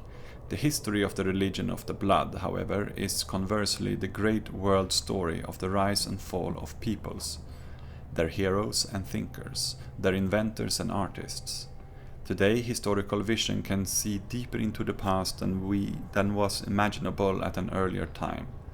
The monuments of all peoples now lie spread out before us. Excavations of the very oldest examples of pictorial art allow a comparison of the driving forces of cultures. The myths from Iceland to Polynesia have been collected, the treasures of the Mayans in great part unearthed. In addition, modern geology enables us to draw maps as things were tens of thousands of years ago. Underwater exploration has raised solid masses of lava from great depths of the Atlantic Ocean. The summits of suddenly submerged mountains in whose valleys cultures had once arisen before one or many frightful catastrophes destroyed them. Geographers depict for us continental masses between North America and Europe, whose fragments we see in Iceland and Greenland. In one area of the far north, old water lines are revealed more than 100 meters above the present ones. This suggests that the North Pole had shifted and that a much milder climate once prevailed in the Arctic. All in all, the old legends of Atlantis may appear in a new light. It seems far from impossible that in areas over which the Atlantic waves roll and giant icebergs float, a flourishing continent once rose above the waters, and upon it a creative race produced a far-reaching culture and sent its children out into the world as seafarers and warriors. But even if this Atlantis hypothesis should prove untenable, a prehistoric Nordic cultural center must still be assumed." End of quote. A lot of recurring themes, no doubt. And another recurring theme in the canon of both the Atlantis as well as the Lost Ancient High Technology branch, which tries to avoid the A word, are secret ancient weapons. This theme figures frequently, very frequently, in the show Ancient Aliens and the spin-off Ancient Civilization. The former appears on the increasingly sensationalist History Channel, which since its inception in the 90s, 28 years ago, have been called the Hitler Channel. Media circles, all Hitler all the time, said the Saloon newspaper in 97. This joint project of Hearst and Disney reaches today about 8 out of 10 of all television households in America, and localized versions are available in various forms in India, Canada, Europe, Australia, the Middle East, Africa, Asia, Latin America, i.e. pretty much the entire world. An unmanned aerial vehicle hurtles across the sky. It travels at supersonic speeds, spitting fire, launching deadly missiles, programmed to seek and destroy. The effect is devastating. High-tech warfare at its most lethal. But what could be a page stolen from a U.S. military black project is actually a description written down over 2,500 years ago in the sacred Hindu text known as the Mahabharata. When you read the ancient Hindu epics, they talk about horrific weapons, missiles, and atomic weapons, massive laser weapons that are melting and devastating entire cities. How is it that some of the earliest written accounts of warfare describe sophisticated weaponry that humans wouldn't develop for thousands of years? Himmler also applied this literalism to the Edda for similar purposes. In a letter to Wirth's successor, whom we shall soon meet, he writes on the 28th of May 1940, quote, "Have the following researched.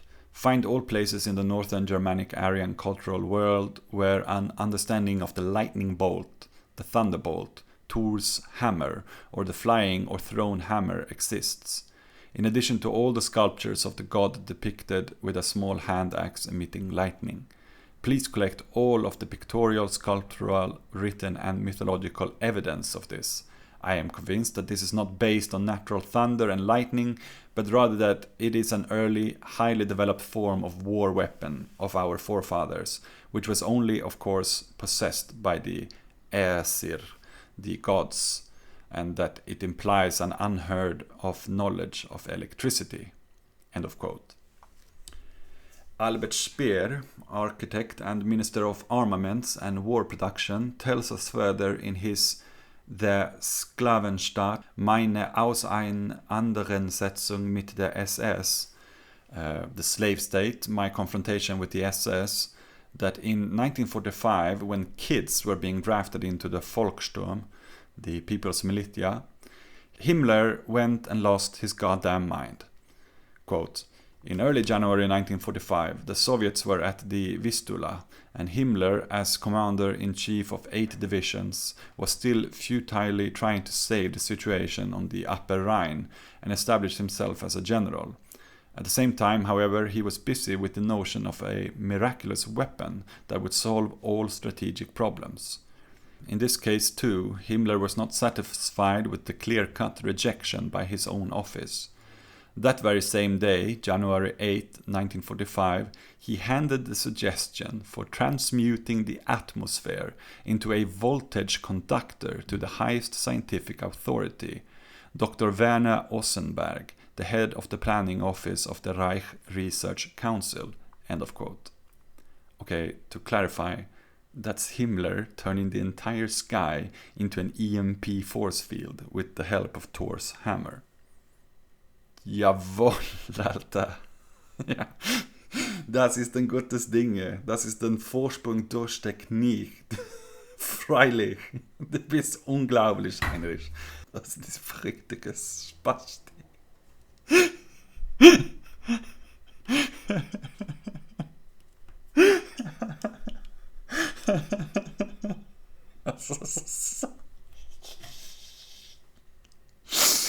Nej.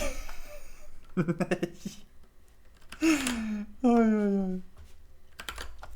Of course, none of these comparative examples mean anything on their own.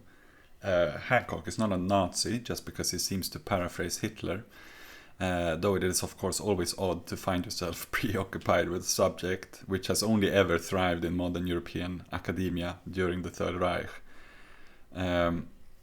I would rather say that today's authors, which we have touched upon, and those who we will bring attention to in the coming episode, are unconsciously or consciously, cryptically or openly reproducing an Arioheroic worldview. The ideological implications of this are many, and to understand them all, one would have to do a more thorough investigation of the prevalent fascist interest in alternative history, as well as the far-flung expeditions the Ahnenerbe undertook, and the conclusions they drew from these, as well as what happened to those involved after the war. There is not enough space in the episode to thoroughly do this, but let's say a final thing about the historical development of the Ahnenerbe, which is of the most, I would say, utmost importance, and the very reason for this investigation. A little turn of event that makes it possible to also leave this topic as an open book of speculation for the next episode. Amid all the goose-stepping and saluting, all the spectacle and speeches in Nuremberg in September 1936, Hitler suddenly turned to condemning the theories of Wirth. Quote, "We have nothing to do," Hitler thundered, "with those elements who only understand National Socialism in terms of hearsay and sagas, and who therefore confuse it too easily with vague Nordic phrases and who are now beginning their research based on motifs from some mythical Atlantean culture. National Socialism sharply dismisses this sort of Becherstrasse culture." End of quote. According to Pringle, Hitler had clearly taken great exception to the modernist architecture of the Becherstrasse and had finally lost all patience with Wirth. The two had first met at Nuremberg in 1928, and over the years Wirth's grandiose talk of reawakening German society had come to irritate Hitler. More recently, the scholar's rabid attacks on Christianity had added to Hitler's exasperation. While Hitler dreamed of exterminating Christianity from the Reich, he was not yet ready to take on the Catholic and Protestant churches, and he did not want a loose cannon like Wirth complicating matters. Furthermore, Hitler despised Wirth's vision of ancient Nordic civilization as a matriarchy ruled by priestesses and female seers. End of quote. Himmler, probably more than a little embarrassed by the way his new darling apparatus was being treated in official NSDA propaganda. I mean, just imagine that, like millions of soldiers just chuckling and laughing at something that you think is so important. And he has to stand there next to Hitler and be like, okay. Ah, shit. I would like to see his stupid little face. You are an idiot. And then everybody laughing like in a staged stand-up comedy bit or something. Yeah. Anyway, he knew now that Wirth had to go so that this new institution could find its place in the real world. He eventually settled on Dr. Walter Wüst to take the charlatan Wirth's place. Wüst was an authority on the ancient literature and religions of India, with a particular research interest in the migrations of the Nordic race. Small and solidly built, with hooded eyes, dark hair, and a round face adept at concealing his innermost thoughts, Wüst was a dean at one of Germany's most prominent academic institutions, Ludwig Maximilian University in Munich. Just 36 years old, the scholar was an admirer of Adolf Hitler and a member of the Nazi Party. In nearly every imaginable respect, Wüst was the polar opposite of Wirth. He was cautious and calculating, calm and orderly, discreet and circumspect. He was polite but not pleasant, reserved but not shy, admired but not particularly liked. He was financially solvent and meticulously organized, and accustomed to keeping his own counsel. Those who thought they knew him did not really know him at all, because, and again this is the major point of our investigation, he was, and had been for some time, a Vertrauensmann, that is, a spook and spy for the SS Security Service. On February 1st, 1937, Himmler appointed Wüst the new president of the Ahnenerbe, and though I believe the initial expeditions to Sweden and Finland under Wirth and Willigut also had their hidden intelligence purposes, we have clear evidence that the first major project the Ahnenerbe set out to accomplish under Wüst was an expedition to map hidden oil pipelines and weaponized networks of Bedouin and Arab Nazi sympathizers in the French-British controlled world of West Asia. All sufficiently hidden, behind the veneer of looking for ancient remains of an antediluvian battle between Aryans and the Asiatic Untermenschen, of course. Former high-level US government prosecutor and former Army intelligence officer John Loftus has even gone so far as to write a book about how this expedition began the funding of the initial cells of Al-Qaeda, implicating both Rockefeller and the Bushes in the process. Now, I might agree that that sounds possible in essence, though I'm not sure maybe about many of his details. But nonetheless, that is where I will leave you today, dear listener.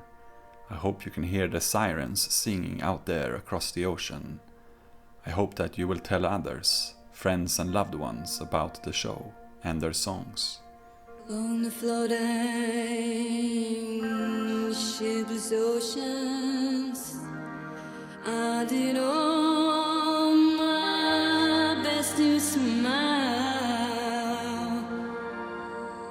to your singing eyes and fingers drew me laughing to your eye, and you sang, said to me,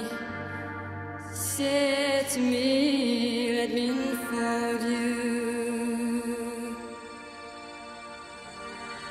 Here I am,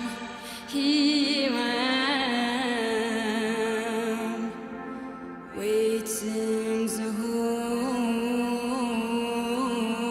you.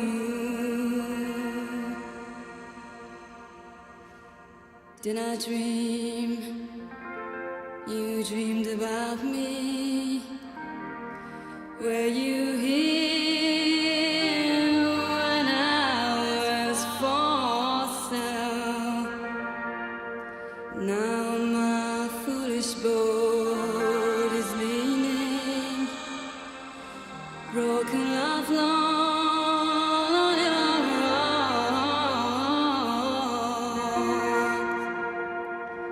For you sing, touch me not, come back tomorrow.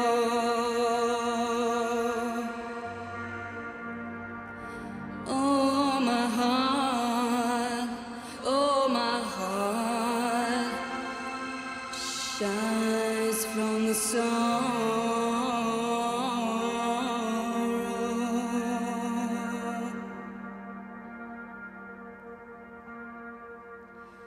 Well, I'm as puzzled as a newborn child.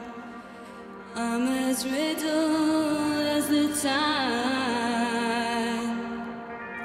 Should I stand with the breakers, or should I lie with death, my bride?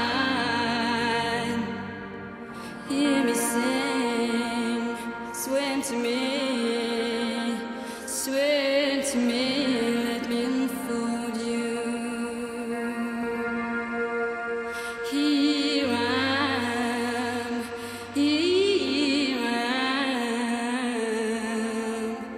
waiting to hold.